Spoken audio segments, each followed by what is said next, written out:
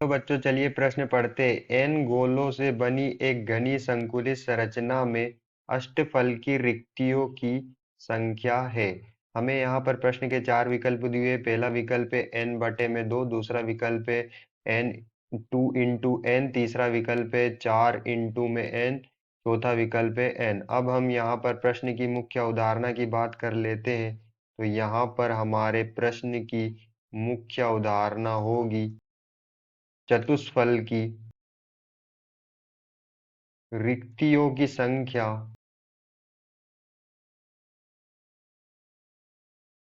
बराबर होती है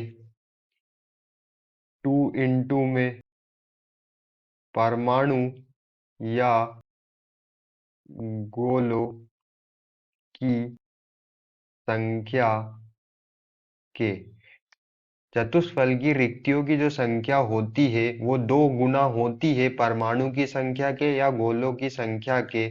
और अष्टफल की रिक्तियों की संख्या अष्टफल की रिक्तियों की संख्या बराबर होती है परमाणु की संख्या या गोलों की संख्या के।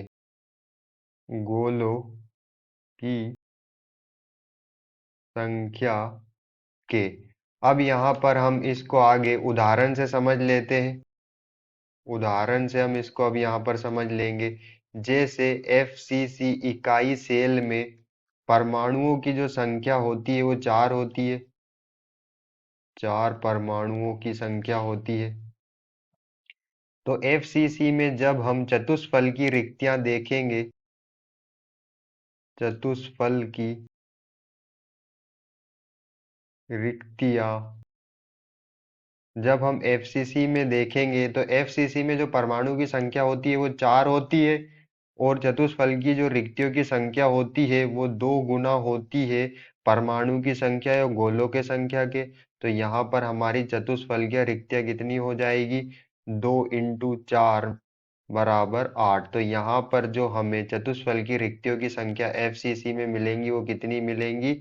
आठ मिलेंगी। और वो दो गुना होती है परमाणु की संख्या से। इसी तरह हम FCC में अष्टफल की रिक्तियों की संख्या देख लेंगे। अष्टफल की रिक्तियां बराबर होती है परमाणु की संख्या के या गोलों की संख्या के। तो हमारे FCC इकाई सेल में चार परमाणु होते हैं। तो यहाँ पर हमारी अष्टफलकियां भी जो है परमाणु की संख्या के बराबर होगी, जो कि चार के बराबर होगी। तो यहाँ पर हमें जो अष्टफलकीय रिक्तियां प्राप्त होंगी वो कितनी होंगी? चार होंगी। तो यहाँ पर हम देख सकते हैं कि अष्टफल की जो रिक्तियां होती है, अष्टफल की रिक्तियां जो होती है वो बराबर होती है परमाणु या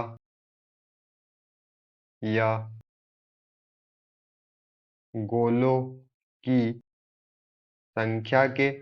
और यहाँ पर हमें n गोले दिए हुए हैं।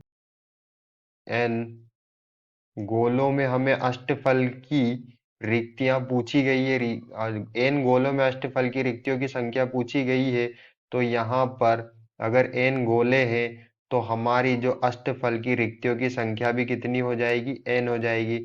हम अपने अब ऑप्शन चेक कर लेते हैं। यहाँ पर हमें जो फोर्थ ऑप्शन दिया हुआ है, चौथा ऑप्शन n, यही हमारा उत्तर होगा।